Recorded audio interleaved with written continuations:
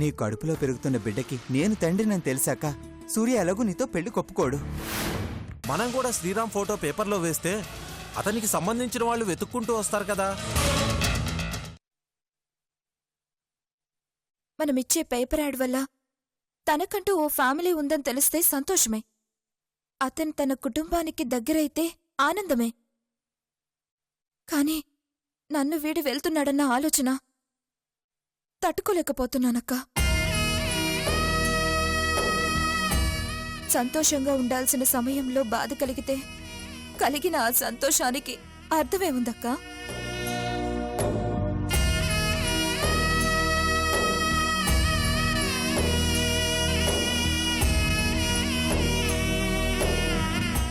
పోనీలే, అతను సంతోషంగా ఉంటాడు కదా. తన వాళ్ల మధ్య ఉంటే త్వరగా కోలుకుంటాడు కదా. అందుకే నాకు కలిగిన బాధని పక్కన పెట్టి తనకి కలగబోతున్న సంతోషాన్ని ఎంజాయ్ చేస్తాను.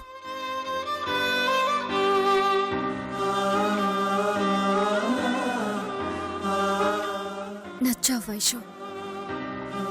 మనం ప్రేమించిన వాళ్ల సంతోషాన్ని కోరుకున్నప్పుడే మనది నిజమైన ప్రేమ.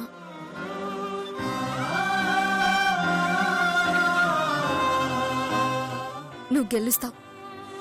నీ వ్యక్తిత్వమే నిన్ను గెలిపిస్తుంది. నిస్వార్థమైన నీ మనసే నీకు కొండంత అండగా ఉంటుంది. నిజమా అక్క? తప్పకుండా ఇదే జరుగుతుంది వైషు. ఈరోజు శ్రీరామ్ తన మనసులోని మాట బయట పెట్టకుండా వెళ్ళొచ్చేమో, కాని ఏదో ఒకరోజు నీ చెయ్యి పట్టుకుని అడిగేయడానికి తన కుటుంబంతో మీ గడపలో అడుగు పెడతాడు. దూరమైనప్పుడు బాధ, దగ్గరైనప్పుడు సంతోషం సహజం. దూరంగా ఉన్నా పర్వాలేదు, సంతోషంగా ఉండాలనుకోవడమే గొప్పతనం. గొప్ప మనసున్న వాళ్ళకి తప్పకుండా మంచి జరుగుతుంది. నన్ను నమ్ము వైషు. నీ ప్రేమ కథ చెదిరిపోయే కల కాదు, నిలిచిపోయే నిజం. థ్యాంక్ యూ అక్క.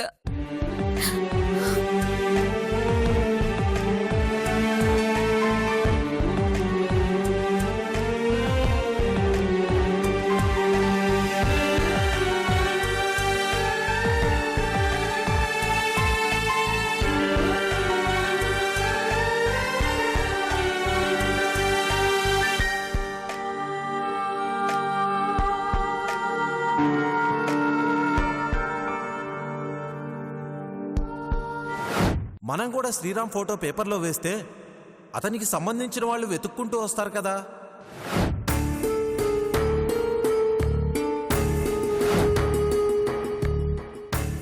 మంచి ఆలోచన రచన. రేపే ఆ పంచి మన ఊరు విలేకరిని పిలిపించి శ్రీరామ్ ఫోటో తీయించి పేపర్లో వేయించు.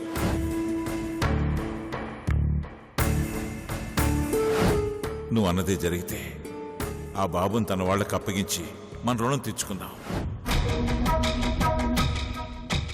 పెద్దయ్య పేపర్లో ప్రకటనిస్తే ఆ సునందగాని చూసిందంటే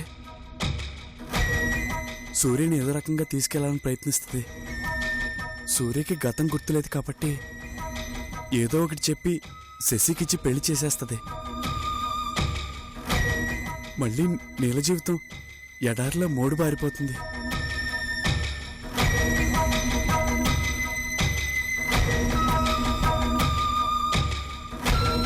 అలా జరగకూడదు. ఎలాగైనా పెద్దయ్య పేపర్లో ప్రకటన ఇవ్వకుండా ఆపాలి.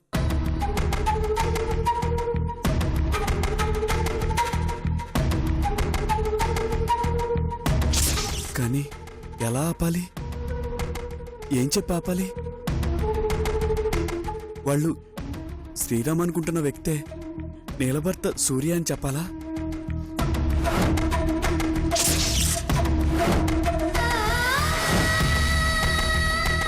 లేక పెద్దయ్య మేనలుడే ఈ సూర్య అని చెప్పాలా?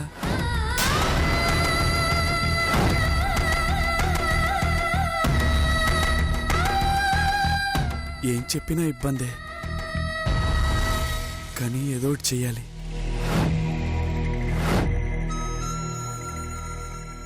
ఏం చెయ్యాలి?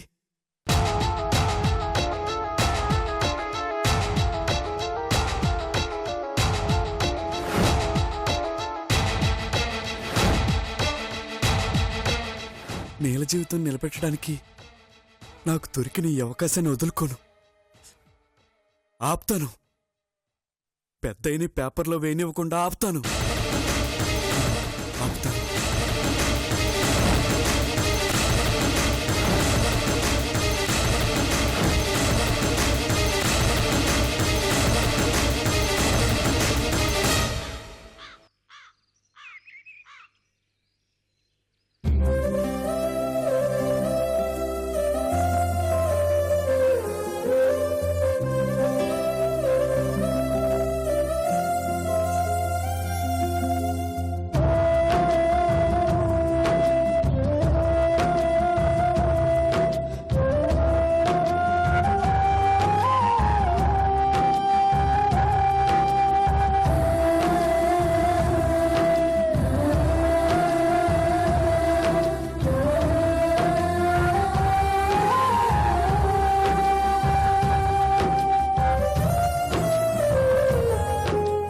వైషు, ఏంటలా ఉన్నావు? నువ్వు త్వరలో మా అందరికి దూరం కాబోతున్నావు శ్రీరామ్. నా ఉద్దేశం మీ వాళ్ళకి దగ్గర కాబోతున్నావు అని. ఏం చెప్తున్నావు వైషు? నాకేం అర్థం కావట్లేదు. నేను మీకు దూరం కావడం ఏంటి? నాన్న నీ గురించి పేపర్లో యాడ్ ఇద్దామనుకుంటున్నారు. దాన్ని మీ వాళ్ళెవరైనా చూస్తే వాళ్ళకి నువ్విక్కడే ఉన్నావన్న విషయం తెలుస్తుంది కదా. అవును వైషు, నా కోసం ఎవరో ఒకరు వస్తే గాని నేనేంటో నా గతమేంటో తెలిసే అవకాశం కనిపించట్లేదు.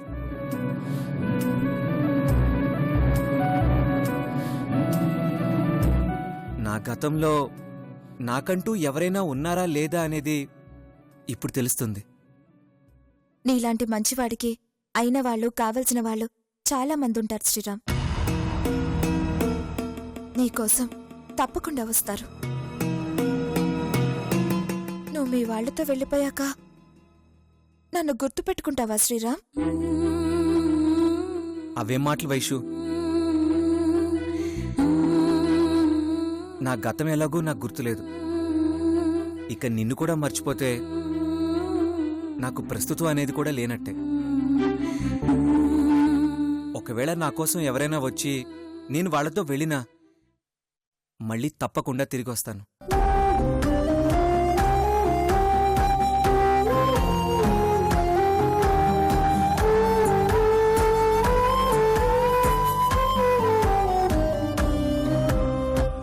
ఎందుకంటే ఈ ఇంట్లో నేను తెలుసుకొని తీరాల్సిన నిజం ఒకటి ఉంది.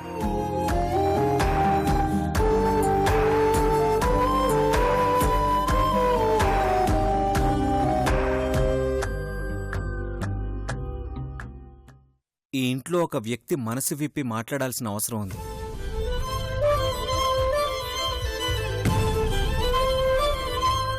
ఆ వ్యక్తి మనసులోని మాట కోసం, నేను తెలుసుకోవాల్సిన నిజం కోసం తప్పకుండా తిరిగి వస్తాను.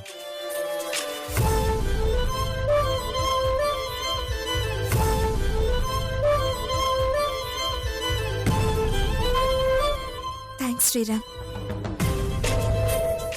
మళ్ళీ తిరిగొస్తానన్నందుకు.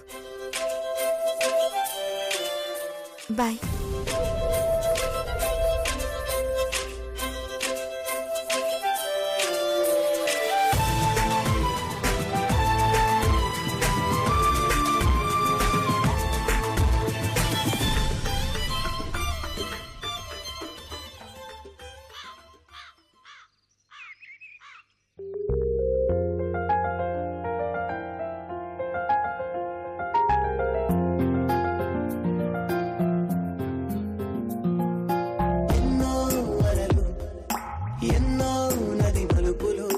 కలిసే గడపు కడలి బొడిలో ఎలకు ఎంతో దిగులు ఏవో చిరు అలకలు చెదిరే తుదకు చిరునవ్వులు పూల చింతులకు. అమ్మా, ఈ జ్యూస్ తీసుకో. నాకొద్దు మూర్తిగారు. వద్దంటే ఎలాగమ్మా? ఉదయం టిఫిన్ కూడా చేయలేదు, కడుపుతో ఉన్నదానివి. ఇలా కడుపు మార్చుకుంటే ఎలా చెప్పు? ఇక్కడ జీవితమే మోడులా మారేటుంది మూర్తిగారు. ఏంటమ్మా ఆ మాటలు? ఏం చేయమంటారు మూర్తిగారు? నా బాధను ఎవరితో పంచుకోవాలో అర్థం కావట్లేదు. ఏ పెళ్లి జరిగితే నా పెళ్లికి గ్రీన్ సిగ్నల్ పడుతుందో ఆ పెళ్లినే అమ్మ అడ్డుకుంటుంది. అక్క పెళ్లి జరిగితే కాని తను పెళ్లి చేసుకోనని అజయ్ ఏమో పంతం పట్టు కూర్చున్నాడు. ఆ వైదేహేమో సుబ్బున్ తప్ప ఇంకెవ్వర్ని చేసుకోనంటోంది. అమ్మేమో ఆ వైదేహి సుబ్బుల్ని కలవనివ్వదు. ఇన్నాళ్ళు మనసు చంపుకుని అమ్మ చెప్పినట్టల్లా ఆడాను. కాని నేను అమ్మని కాబోతున్నానని తెలిసినప్పటినుంచి తప్పు చేయడానికి నా మనసు ఒప్పుకోవట్లేదు మూర్తిగారు.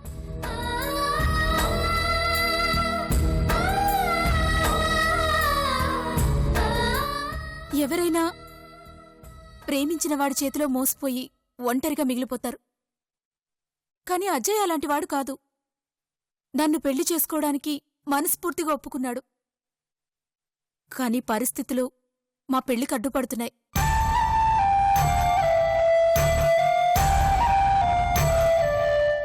అవునులేండి,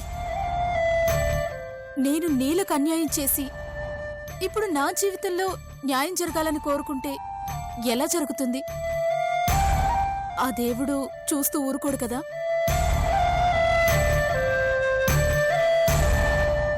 కడుపుతో ఉన్న పిల్ల కష్టాలు పాలవడానికి కారణమయ్యాను. అందుకే ఇప్పుడు నేను కష్టపడుతున్నాను. ఇది నాకు జరగాల్సిందే.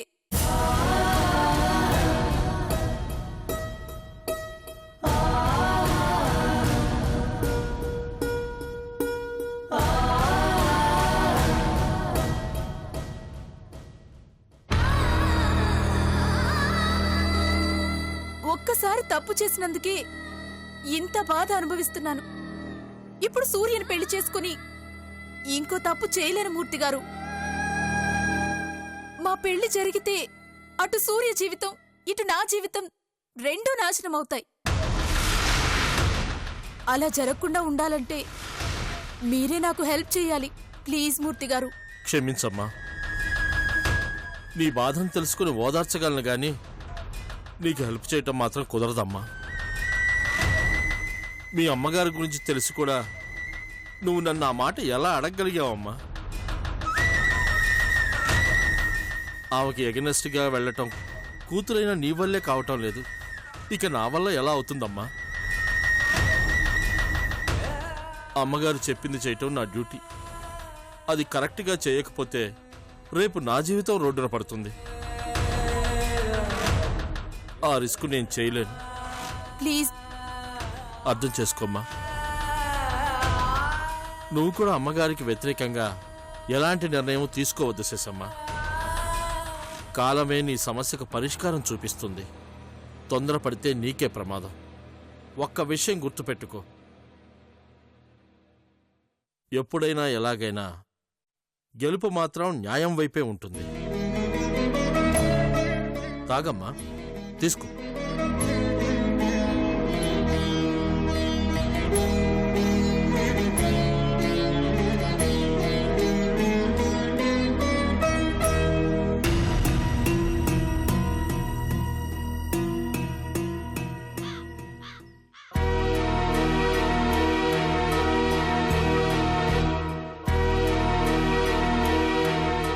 నా వాళ్ళంటూ ఎవరైనా ఉంటే పేపర్ యాడ్ చూసిన మరుక్షణం నా కోసం వస్తారు.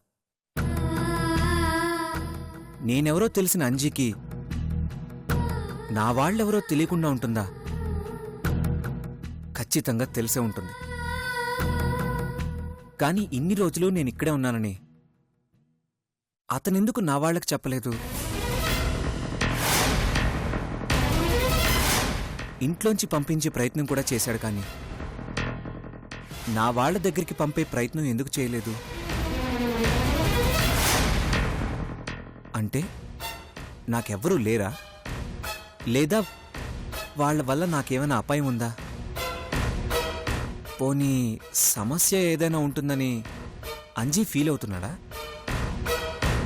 ఒకవేళ సమస్య ఉంటే ఏంటా సమస్య?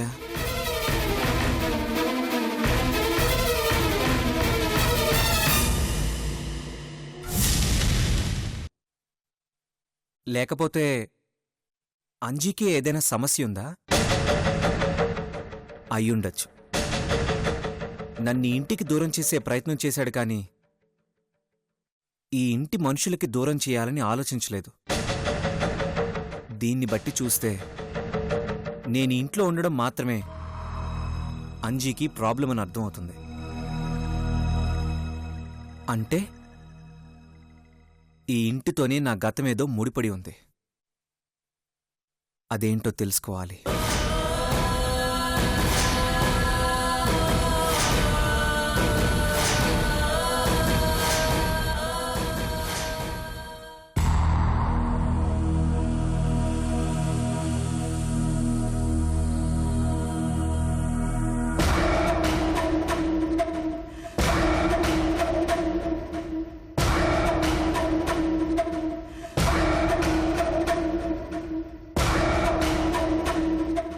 ఎక్కడికి సుబ్బు? ఒకసారి అనాథాశ్రమానికి వెళ్ళొస్తానరా.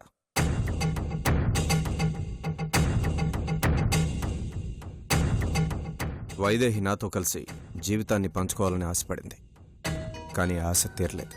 కనీసం తన ఆశయాలనైనా నెరవేర్చితే వైదేహికి కొంతైనా తృప్తి మిగులుతుంది.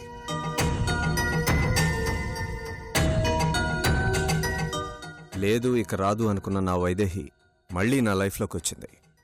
నేను అని తెలియకుండానే నన్ను సాయం అడిగింది. తను అనుకున్నది జరిపిస్తేనే కదరా నా మనసు కొంచెం కుదుటపడేది.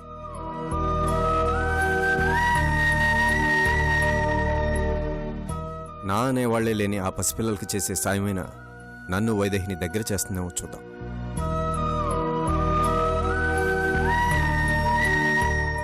వైదేహి మళ్ళీ నీదవుతుంది సుబ్బు. మనసారా కోరుకుంది ఏదైనా దక్కుతుందంటారు. నీ మనసే ఉంటో ఆ మనసులో వైదేహి మీద ఎంత ప్రేమ ఉందో నాకు బాగా తెలుసు సుబ్బు. ఎప్పుడూ కష్టాలే కాదు, వరాలు కూడా ఇస్తాడా దేవుడు. నువ్వు వైదేహి ఒకటవుతారన్న నమ్మకం నాకుంది సుబ్బు.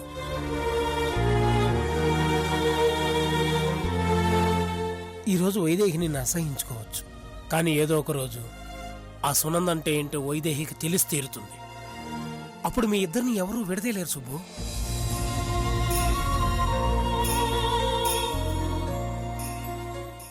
ఆ రోజు ఎప్పుడొస్తుందా అని ఎదురు చూస్తున్నాను సతీ.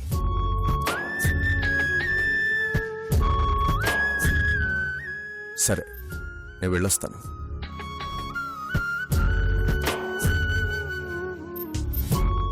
సత్తే, సుబ్బు, వైదేహి మళ్ళీ ఫౌండేషన్కు వచ్చే అవకాశం లేకపోలేదు. ఎందుకైనా మంచిది నువ్వు ఆఫీస్కి వెళ్ళు. నేను అనాథాశ్రమంలో పనిచూసుకుని డైరెక్ట్గా అక్కడికి వచ్చేస్తాను. సరే సుబ్బు, నేను రెడీ అయ్యి వెళ్తాను. త్వరగా వెళ్ళు. ఓకే సుబ్బు.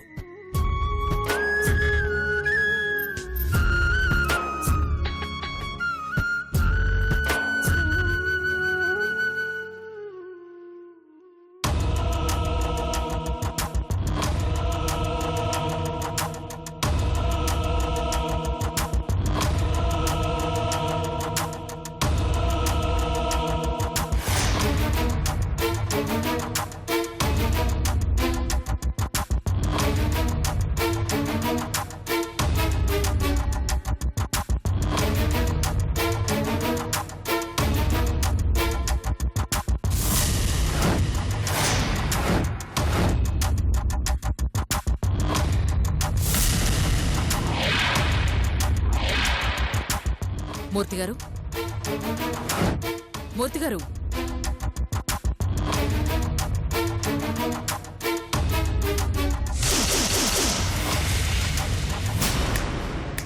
మూర్తిగారు! అమ్మా, ఏంటి మూర్తిగారు గాల్లో బొమ్మలు గీస్తున్నారు? అదేనమ్మా, వైదేహికి దగ్గరవ్వటానికి అసలిప్పుడు ఆ సుబ్బుకి ఏమేమి ఆప్షన్స్ ఉన్నాయా అని ఆలోచిస్తున్నాను. వాడి మొహం, వాడికి ఇంకేం ఆప్షన్స్ ఉంటాయండి? సూర్యని నాకప్పగించడం తప్ప. వైదేహి మన ఇంట్లోకి అడుగుపెట్టడంతోనే వాడి జాతకం మన గుప్పెట్లోకొచ్చింది. ఇప్పుడు వాడి రాత రాసేది ఆ బ్రహ్మకాదమూర్తి గారు, ఈ సునంద. వైదేహిని కలుస్తాను, నీ డ్రామాలన్నీ చెప్పేస్తాను అని వాగాడు కదా. ఇప్పుడెలా కలుస్తాడు? ఒకవేళ వాడు కలిసినా వైదేహి వాణ్ణి లెక్క చేయకుండా చేస్తాను. నా ఆలోచన అది కాదమ్మా. మరి సూర్యాబాబు సుబ్బు దగ్గరే ఉన్నాడు. ఇప్పుడు అతను నీలని గాని వెతికి పట్టుకున్నాడనుకోండి, వాళ్ళిద్దరినీ కలిపేస్తే అప్పుడు సుబ్బు మీ మాట లెక్క చేయడు కదా.